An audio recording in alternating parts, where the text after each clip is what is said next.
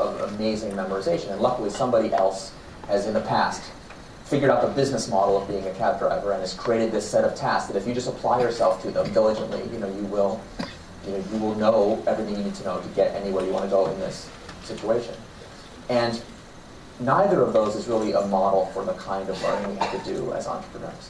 It's much more like you get dropped in a random city. You're not even sure what city it is. You don't speak the language. And you kind of vaguely know where you want to go. And it's like, now find your way around. And will the knowledge help you in that situation? No. Will engineering, knowing how to navigate a grid of streets help you? No. The only thing that will help you is being able to learn like how things work in this place and how to get around. And you might have been given an assignment that requires you to cross an ocean. And so you're like, it's impossible, I can't get across an ocean. You're like, wait, no, is it impossible? No, but I have to build a boat. Good God. I don't even know about boat. Does that sound familiar? Any entrepreneurs in the room? Like, yeah. I have to do what? Okay? Like, all the great entrepreneurs I know are like, they get the bad news, and they're like, okay, that's going to be a horrible, horrible pivot. But that's it. I mean, that's what we do. That's our thing, is we see a brick wall, we bang our head against the wall for a while, see if we can knock it over, and if not, then go around. Most people go around first. I don't know why we like to just slam into the thing full speed. So that's the thing. In the book, when you read it, you'll learn. I say a pivot is a change in strategy without a change in vision. So it is a different route to get to our destination. And where people get this whole thing backwards, it's like, imagine you get in your car and you go to the GPS and you're like, GPS, where should I go today? Like, the GPS doesn't know.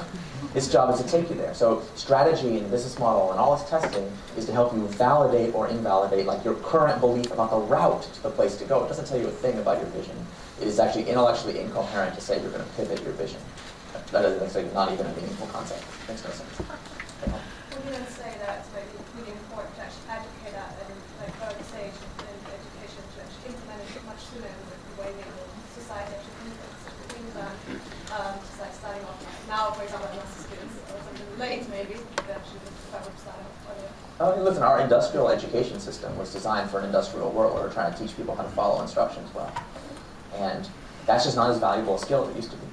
Because we're not doing routine and rote work as a civilization as often as we used to be. In fact, like if you extrapolate even the basic forecasting skills, you will realize that any work that can be automated will be. So it's simply a waste of human time to have people doing routine rote work that could be automated. So it's like, that's going away, and we have to think about, as a society, well, what kind of work are we going to do? Like, we have massive unemployment, partly because we don't know what to do with all those people. But I think that's a huge opportunity, because those people are not just two hands, they're also one brain. So there's an incredible amount of creative talent potential in all the people that used to be doing routine work that we could harness for something else. And if you notice, what is the discipline of figuring out, creatively what kind of work to be done? That is entrepreneurship. So entrepreneurship is about to go from a kind of important, nice to have part of our economic thinking to an absolutely vital central paradigm for getting work done. Thank you for the question. I'll go back to the I like the story with you when you said that basically you were about to approach the deadline, you wanted to launch, but you were scared not to launch because you never know what's going to happen with the customers, how crap they think your product is. Yeah. And you launched. But in your book you described that you actually didn't have any traction. So that's you right. understood that they are not interested enough. What would be the other case if you launch and people start thinking, okay, it's a better product, and you need, you need to sample it at least 100 people or something like that to have some tangible data, right? So this is your community product, you're the adopters, which are the people here. And if they start speaking about your product, it's bad, it can have a different impact on your product. Yeah. So we have this. I understand this is not a hypothetical question. Yeah. No entrepreneur ever asks a hypothetical question. Don't feel bad. It's okay. For your friend's company, I got it.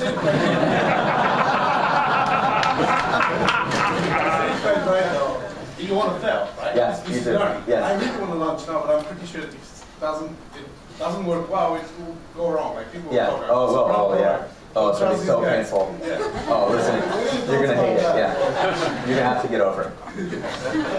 What I feel bad about the story in the book is that I had to, because I couldn't, I have the same problem that the people who make movies about startups have, which is that the actual specific practice of doing entrepreneurship is so tedious and boring, it does not work in a storytelling format.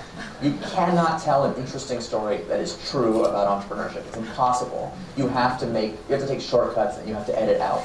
So like in the book, it makes it sound like we launched this product, and then like 2 days later, we're like, it's not working, we need to pivot. That's 9 months of time I have compressed into like dot, dot, dot. And what did we do during the 9 months? It is every freaking day launching dozens of features and constantly improving, and fixing and whatever, and watching the metrics, the actionable real, not the vanity metrics, but like the really important metrics stay completely flat for months. 100 customers, not 100 customers, 100 customers a day used our product. And every day, one of them would buy. That was our average. And I was like a conspiracy theorist very soon. I was like, did today's customers get on a conference call with yesterday's customers? Say, hey guys, how many of you bought the product? Oh, one. Okay, well, careful, because it was so steady. I mean, it's an unbelievably steady 4 months. That's what in science they would call a time-controlled, series trial, where like each trial is independent. And so, that, like, boy, was that painful. So that's what I hope for you, is that you do that and don't wait 9 months, like draw the conclusion a little sooner. But there's good news. If you do the math, you're like, wait, 9 months, 100 customers a day, didn't you expose thousands of customers to this horrible version of this product and destroy your brand equity? And they say, yep, we sure did. And what was the consequences of doing that? Nothing. Because the opposite of a good idea that spreads virally is not a bad idea that spreads virally. It's total indifference. Customers don't care. They forget about you the next minute. That's actually like being unknown is a huge asset. Like, enjoy it. Like, it's actually way harder. If I got up on stage today and I was like, I'm launching a startup tomorrow. Like, people would care. And ooh, we're going to see, does Eric actually know what he's doing? He'll be able to speculate. All these people would try, they don't even really care. And like, it'll be all this extra pressure that's like completely wasted. Which is why, like, if I was doing a startup, I would definitely not tell anybody about it. Like, it would totally launch under another brand name. It wouldn't have my name on it. That would be insane. Why would you want all that extra scrutiny and attention? No, you do it. Like, do it in a small number of people. If they hate it, apologize. If someone's mad at you, practice. Look in the mirror and be like, I am sorry. How can I make it right? What can I do? And like, every once in a while, you'll have a mad customer, and when you say, I'm sorry, how can I help you? They're going to be so happy. It's like actually better for most early adopters to be listened to than to have gotten a good product in the first place. So launch today. You can do it tomorrow if you want. I'll send you the invite. Will you? Yeah. I'll tell you what, if you actually launch this product in the next 24 hours, I will tweet about it. I wouldn't be able to make a call.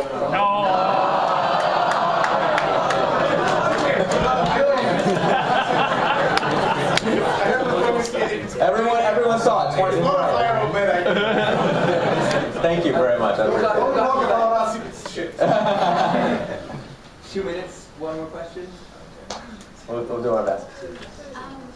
Okay, I just want to say I'm doing the Technology Entrepreneurship Masters at UCL as well, and we have these guest lectures, and some of these people who come to talk to us, they say it's important to launch something in an area where you have expertise, and some people say there's been great success if you don't have the expertise and you still take this big risk and go into it. What do you think about that, and also how do you think Lean can help if you actually do the risk taking? Oh, they're both right. Yeah.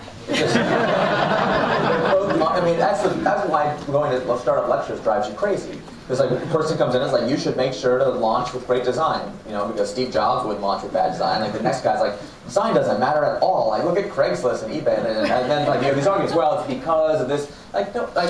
There's no way to judge from all these anecdotes what's really right. Plus, it couldn't matter less. Because why is there any reason you should believe that what worked in some other time and place for another person would work in this time and place for you? I mean, truly, like, unless you really have a deep, deep understanding of all of the relevant factors, you can never make an argument like that.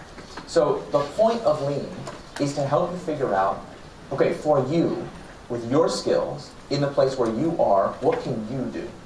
And so you formulate a theory. It can be high risk, low risk. Remember I said before, like, it could be good news that you're totally ignorant and you're going to leave like in cartoons when you run through a wall and there's like the cutout of the shape of the entrepreneur in the wall. Like, maybe that's going to happen. Or maybe you're going to run to the wall and bounce right off and you don't have to go around. Like, I couldn't say. Yeah, it could be Harry Potter.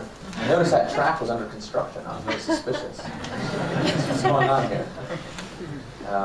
So I think that's what we're going to try to do, is give you tools to figure out what you're capable of, rather than having to worry about, like, what would Richard Branson have done or whatever.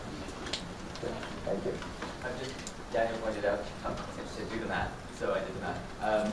You can stretch for another 15-20 minutes in here, and then just push the whole evening back until we get out here around 6.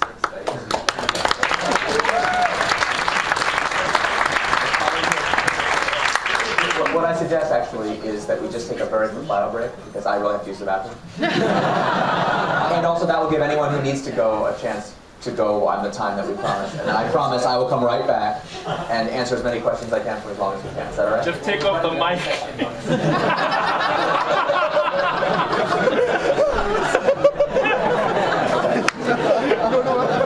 I'll go, but listen, it could be a serious problem.